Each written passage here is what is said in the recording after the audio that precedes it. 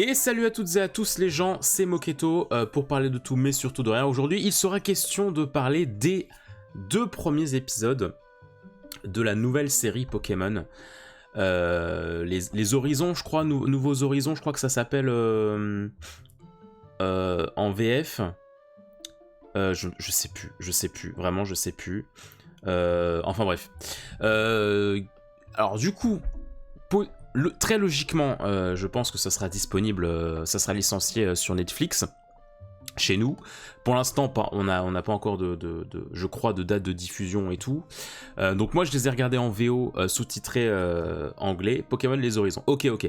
Mais en vrai, c'est vraiment un titre... Alors, c'est pas que c'est un titre de merde, mais ce qui fait chier, c'est qu'il y a un manga qui est paru avec un petit rocabo qui s'appelle Pokémon Horizon aussi. Donc pour s'y retrouver, c'est pas hyper... Enfin, il fallait peut-être trouver un autre nom. Surtout si c'est juste Les Horizons et pas Nouveaux Horizons, tu vois, genre ça...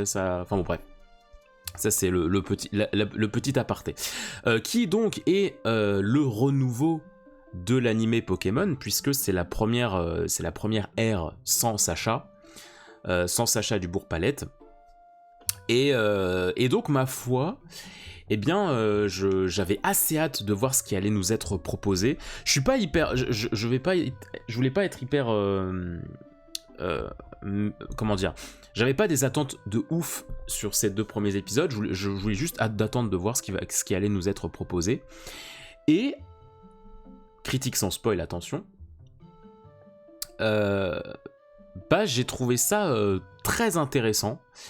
J'ai vraiment passé un très très bon moment sur ces 2 premiers épisodes. Je trouve que c'est un bon départ.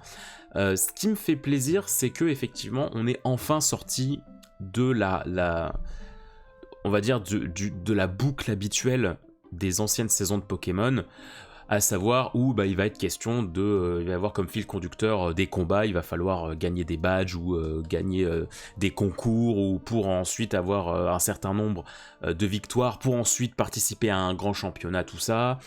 Et donc sur la route, on va parcourir la région, et puis à chaque fois qu'on rencontre un nouveau comme un ancien Pokémon, on va sortir le Pokédex pour un peu comprendre ce que c'est et tout. La Team Rocket au bout d'un moment va foutre le dawa, ils vont s'envoler vers d'autres cieux, et puis le monsieur random qu'on a rencontré durant cet épisode, on le reverra plus jamais. Et mine de rien, ça fait du bien de sortir de cette boucle infinie. On n'aime pas, ça c'est un autre débat, mais c'est vrai que moi personnellement, c'est un format qui pour moi avait vraiment fait son temps. Je dis pas que c'est bien, que c'est pas bien, là n'est pas la question, mais pour moi, quand au bout de 1200 épisodes, c'est encore la même chose. À un moment donné, 1200, je dis ça, mais ça se trouve c'est plus, ça se trouve c'est un peu moins, je sais plus. Mais en tout cas, c'est plus de 1000. Voilà, ça fait du bien de changer ça. Et là, on est vraiment dans une... En tout cas, pour ces 2 premiers épisodes, on est beaucoup plus dans une approche aventure shonen, en mode... On connaît déjà les Pokémon, on connaît la logique des Pokéballs, on a tous vu un Ronflex, un Tétart, un Dracofeu, tout ça. Juste on nous raconte une histoire, une épopée, comme on peut avoir comme dans les shonen, sans passer par le chemin classique des badges, tout ça. Alors peut-être que ça va s'imbriquer au bout d'un moment dans l'histoire, mais en tout cas, dans ces 2 premiers épisodes, il n'en est pas du tout question. Il n'est pas question de je veux devenir le meilleur dresseur, la meilleure dresseuse et tout. Pour l'instant, en tout cas, il n'en est pas question. Et vu la manière dont c'est agencé avec les nouveaux personnages, j'ai quand même pas l'opening, tout ça, j'ai quand même pas l'impression qu'on va véritablement rentrer là-dedans. En tout cas, s'il va être question de récolte de badges ou de choses comme ça, je pense que ça sera assez secondaire. Parce que j'ai cru comprendre en plus que l'animé sera découpé en plusieurs parties. Donc tu sens déjà qu'il y a il y a vraiment des arcs narratifs de planifier dans leur tête, et donc ça fait plaisir, c'est rassurant quoi. C'est rassurant, je dirais ça comme ça. Je trouve Liko, donc qui est la protagoniste fille, parce que pour l'instant le protagoniste garçon on l'a pas vu dans ces 2 premiers épisodes. Je trouve la protagoniste fille très intéressante, parce que en fait il y a ce côté... Elle n'est pas le dresseur qui va vouloir être la plus forte, qui va foncer tête baissée, qui va être hyper excitée et tout dans les combats. Ah, j'adore me battre et tout. ça change drastiquement de ce qu'on a pu avoir avec Sacha, c'est-à-dire que elle va être beaucoup plus sur l'observation et sur... alors c'est une introvertie, et ça apparemment c'est hyper intéressant du fait que ça contraste de fou avec Sacha, parce que Sacha au contraire lui la moindre rencontre qu'il peut faire, il va foncer, que ce soit humain comme Pokémon, il fonce et il s'en fout. Limite par moments ça devenait c'était limite un peu gênant, parce que bah tu te disais frère t'es un peu familier, t'es un peu rentre dedans avec des gens que tu connais pas, et elle, c'est pas du tout ça, elle a l'air véritablement introvertie, avec humain comme Pokémon, elle a l'air un peu plus, plus, pas méfiante, mais en tout cas, elle va pas s'ouvrir aussi facilement qu'un héros de shonen classique où c'est Faya et tout, quoi. Donc ça, c'est assez intéressant, et ce qui est encore plus intéressant, je trouve, alors peut-être qu'au bout d'un moment, ça va peut-être faire un peu redondant et un peu chiant, je sais pas, on verra bien, mais ce qui est intéressant, c'est qu'on l'entend beaucoup parler à elle-même. On a beaucoup son point de vue, donc on l'entend beaucoup analyser ce qui lui arrive, tout ça. Et surtout, moi, ce que j'ai beaucoup aimé, c'est son lien avec son petit starter Poussacha. Parce que souvent, je trouve que, en tout cas dans l'animé de Pokémon avec Sacha, je trouve que souvent, il y avait un peu ce côté... redondant entre guillemets entre le dresseur et le Pokémon, à savoir où souvent, en tout cas pour les personnages importants de l'animé de Sacha, souvent les Pokémon étaient véritablement à l'image de leur dresseur. C'est-à-dire que si t'avais un dresseur assez arrogant, bah son Pokémon allait être vraiment arrogant aussi. Si t'avais un personnage principal qui était hyper motivé, hyper sportif et tout, bah le Pokémon il allait être un peu pareil. Et donc en fait il n'y avait pas de réel... il n'y avait pas de grande... Comment dire, il y avait pas de grand changement entre le dresseur et le Pokémon. Là où avec Liko, ce que je trouve stylé, c'est qu'il y a un véritable lien, un véritable point commun entre les deux. C'est-à-dire que tous les deux sont assez introvertis, ont l'air assez... se méfient un peu de ce qui les entoure, et aiment pas être trop en contact direct avec les autres. Mais en même temps... le côté très introverti de Liko va être un peu stoppé par les actions de Poussacha, par les initiatives de Poussacha. Et ça, c'est hyper intéressant, parce que du coup, il y a un peu ce côté, t'as l'impression que Poussacha, c'est un peu une réincarnation de Liko en Pokémon, et que du coup, et que Poussacha va faire ce que Liko n'ose pas forcément faire. Et donc ça, apparemment, c'est assez intéressant. Qu'est-ce que j'ai fait ? À voir comment ça va évoluer.